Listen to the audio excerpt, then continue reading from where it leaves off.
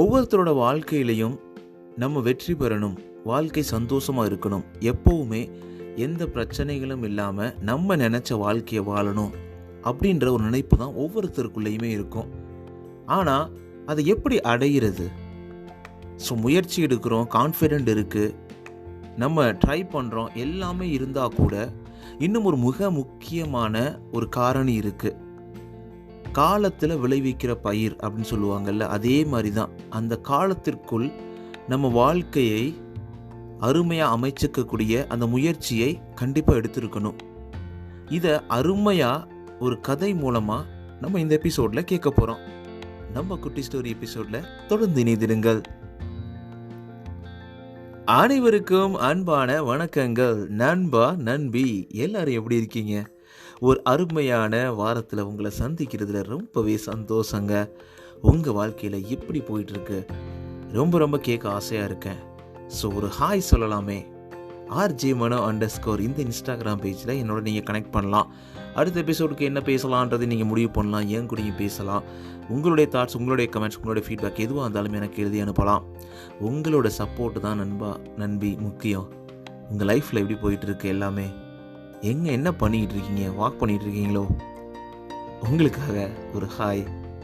கண்டிப்பாக நீங்கள் நினச்சது எல்லாமே நடக்கும். சந்தோஷமாக இருங்க. உங்களோட சப்போர்ட் தாங்க ரொம்ப முக்கியம். உங்கள் சப்போர்ட் இல்லைன்னா இந்த அளவுக்கு நம்ம ஓட முடியாது. உங்கள் சப்போர்ட்டை மறந்துடாமல் தொடர்ந்து எந்த பாட்காஸ்ட் பிளாட்ஃபார்ம் லிசன் பண்ணாலும் சப்ஸ்கிரைப், ஃபாலோ பண்ணிவிடுங்க. அது மட்டும் இல்லாமல் உங்களுடைய 5 ரேட்டிங்ஸை ஸ்பாட்டிஃபைலையும் ஆப்பிள் பாட்காஸ்ட்லேயும் தொடர்ந்து கொடுத்துக்கிட்டே இருங்க. அதுக்கு ரொம்பவே யூஸ்ஃபுல்லாக இருக்கும். நம்மளுடைய முயற்சி, இந்த முயற்சி நிறையா மனிதர்கள்கிட்ட நம்ம சென்றடையணும். இதுல என்னப்பா உனக்கு கிடைக்கிது அப்படின்னு யோசிக்கிற ஒவ்வொருத்தருக்கான பதில் என்ன தெரியுமாங்க? நீங்கள் ஸ்மைல் பண்ணுறீங்க பார்த்தீங்களா, அந்த ஸ்மைல் தான் உங்கள் வாழ்க்கையில் ஒரு சின்ன மாற்றத்தை என்னால் ஏற்படுத்த முடியும் அப்படின்ற ஒரு நம்பிக்கை இது தொடர்ந்து கொடுத்துக்கிட்டு இருக்குது. என்னுடைய வாழ்க்கையும் சிறப்பாக மாற்றிக்கிட்டு இருக்குது அப்படின்ற ஒரு சந்தோஷத்தில் இந்த பாட்காஸ்ட்டை நான் தொடர்ந்து ரன் பண்ணிக்கிட்டு இருக்கேன். உங்களோட சப்போர்ட்டை கொடுத்துக்கிட்டே இருங்க.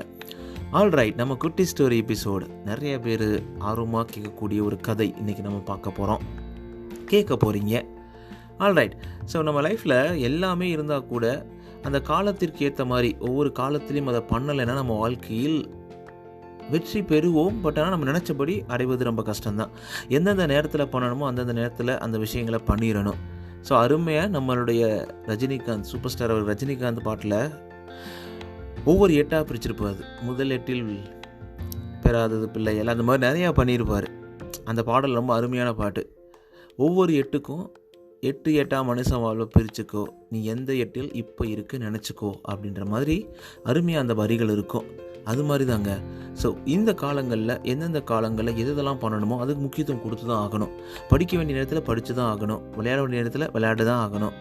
ஸோ கல்யாணம், குழந்தை, இது எல்லாமே ஒவ்வொருத்தரோட விருப்பமாக இருந்தால் கூட ஒரு சில காலங்களை டிஃபைன் பண்ணி வச்சுருக்காங்க. ஏன்னா அது எல்லாமே நம்ம நல்லதுக்காக தான். சரி, ஓகே, நம்ம அந்த டாபிக் பற்றி பேச போகிறதில்ல. நம்ம குட்டி ஸ்டோரிக்குள்ளே போயிடலாமா? ஒரு கிளாஸ் ரூமு, அந்த கிளாஸ் ரூமில் ஒரு பேராசிரியர் உள்ளே வர்றாரு. உடனே எல்லா ஸ்டூடெண்ட்ஸ் எழுந்திரிச்சு ஐயா வணக்கம் ஐயா அப்படின்னு சொல்கிறாங்க. உடனே மாணவர்களே, இன்று நம்ம ஒரு செய்முறை விளக்கத்தோட ப்ராக்டிக்கலாக ஒரு பாடத்தை கற்றுக்க போகிறோம் அப்படின்னு சொல்கிறாரு. உடனே அங்கே இருந்த மாணவர்களுக்கெல்லாம் ரொம்ப ஆர்வம், ரொம்ப சந்தோஷம். என்ன கற்றுக் கொடுக்க போகிறார் இன்னைக்கு அப்படின்ற மாதிரி. ஒரு நல்ல அகலமான ஒரு ஜாடி, அதாவது கிளாஸ் ஜாடி, ஒளி ஊடுருவக்கூடிய ஒரு பெரிய பிளாஸ்டிக் ஜாடியை எடுத்து வந்து ஸ்டூடெண்ட்ஸ்க்கு முன்னாடி டேபிளில் வைக்கிறாரு. வச்ச உடனே இவங்களுக்கெல்லாம் ஆச்சரியம், என்னப்பா பண்ண போகிறாரு? ஒருவேளை டீ போட்டு தர போகிறாரா அப்படின்ற மாதிரி அவங்களுக்குள்ளே பேசிக்கிறாங்க. உடனே அவர் ஒரு 7-8 பெரிய கற்களை வந்து எடுக்க சொல்லி மேஜை மேலே வைக்கிறாரு. அதுக்கப்புறம் ஒவ்வொரு கல்லாக எடுத்து ஜாடிக்குள்ளே போட ஆரம்பிக்கிறாரு. உடனே ஸ்டூடெண்ட்ஸ்க்கெலாம் ஒருவேளை நம்ம பாட்டி சொன்ன கதை மாதிரி இருக்குமோ, ஒருவேளை தண்ணி மேலே வரப்போகுதோ அப்படின்ற மாதிரி யோசிக்கிறாங்க. ஆனால் அதுவும் கிடையாது.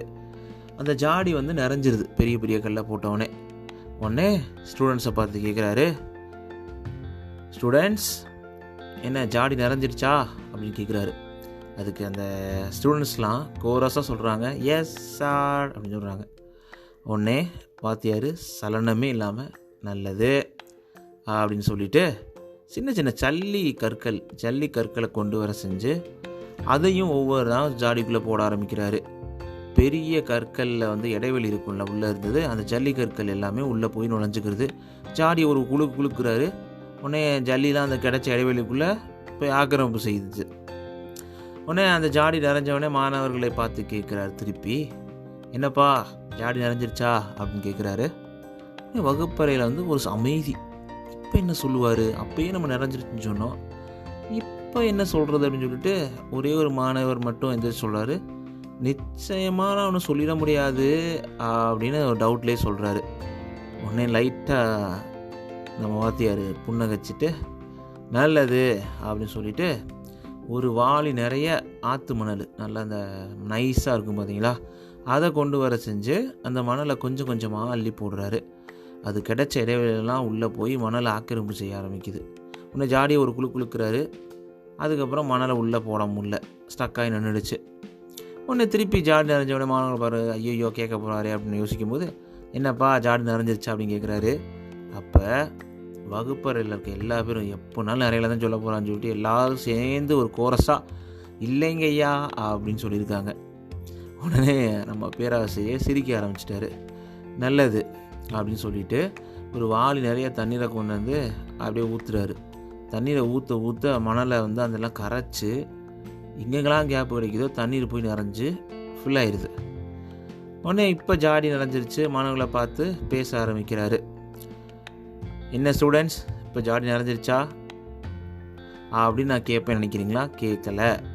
நான் என்ன கேள்வி கேட்குறேன்னா, இதுலேருந்து உங்களுக்கு என்ன பாடம் கற்றுக்கிட்டீங்க, என்ன உங்களுக்கு தோணுது அப்படின்ற மாதிரி கேட்குறாரு. எல்லாருக்கும் ஒரே டவுட்டு, என்ன பாடமாக இருக்கும்? அப்போ மணல் எல்லாமே உள்ளே போகிறாலும் ஒரு சயின்ஸ் எடுக்க போகிறாரோ, ஒரு சைஸுக்கு ஏற்ற மாதிரி உள்ளே போகிற மாதிரி அப்படின்ற மாதிரி நினைக்கிறாங்க. ஒரு பையன் எந்திரிக்கிறாப்புல.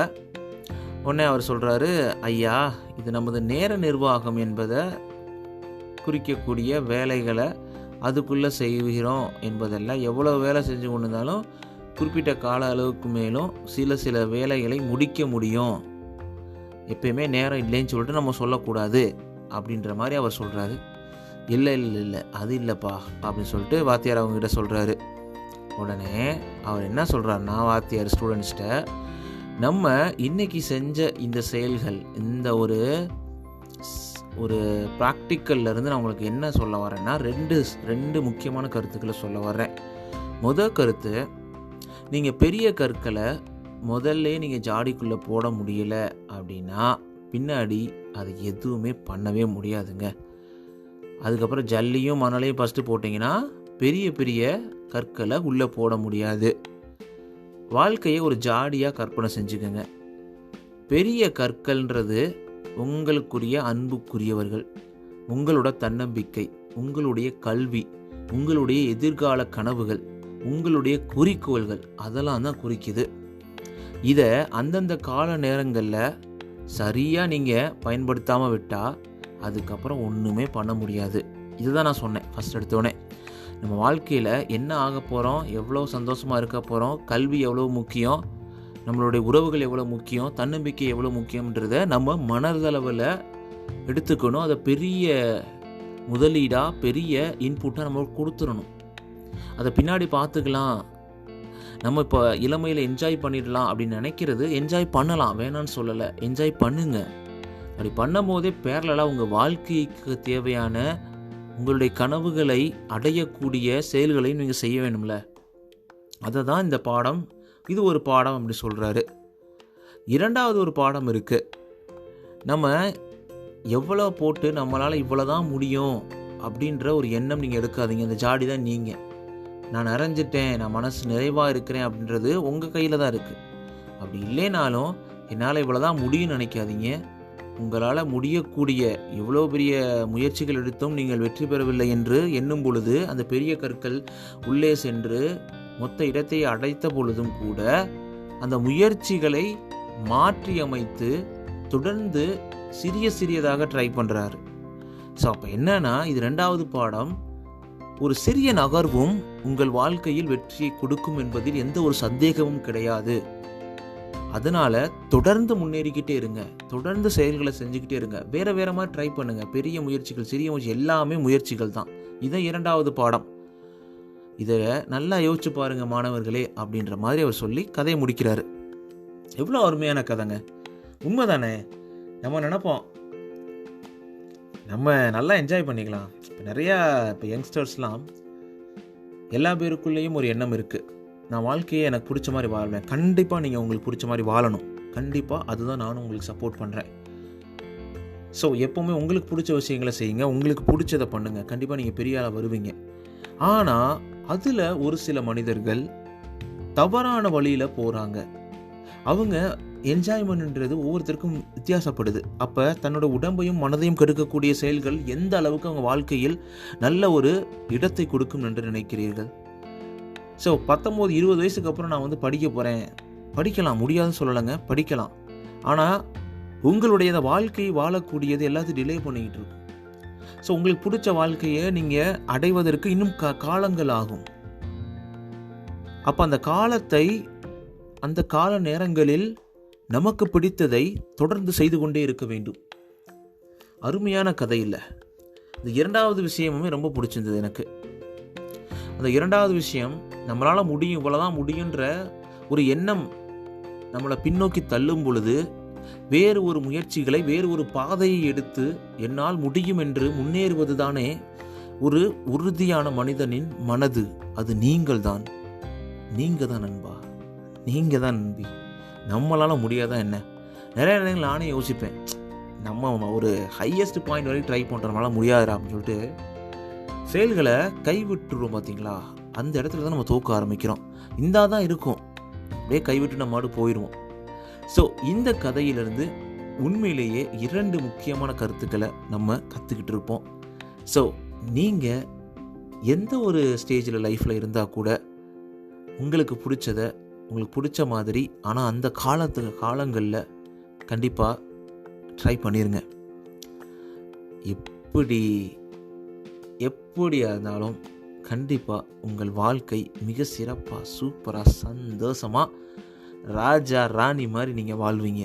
சந்தேகமே கிடையாது நண்பா, நண்பி.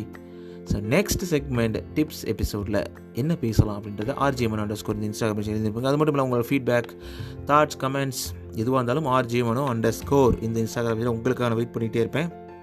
நீங்கள் என் கூட பேசலாம். அது மாதிரி நீங்கள் எந்த பாட்காஸ்ட் பிளாட்ஃபார்ம் லிசன் பண்ணலாம், மறக்காமல் சப்ஸ்கிரைப், ஃபாலோ பண்ணிவிடுங்க. உங்களோட 5 ரேட்டிங்ஸை மறக்காமல் ஸ்பாட்டிஃபைலையும் ஆப்பிள் பாட்காஸ்ட்லையும் தொடர்ந்து கொடுத்துக்கிட்டே இருங்க. கண்டிப்பாக எனக்கு ரொம்பவே யூஸ்ஃபுல்லாக இருக்கும். நம்ம தொடர்ந்து முன்னேறிக்கிட்டே இருப்போம். ஸோ உங்கள் வாழ்க்கையில் அனைத்தும் சூப்பராக அமைவதற்கு வாழ்த்துக்கள். நான் உங்களை பேசிகிட்டு இருக்கேன் மனோ. நீங்கள் கேட்டுட்டு இருக்கீங்க RJMano Tamil self help motivational podcast. இது உங்களோட நம்பிக்கை. டேக் கேர் நண்பா, நன்பி. Bye-bye.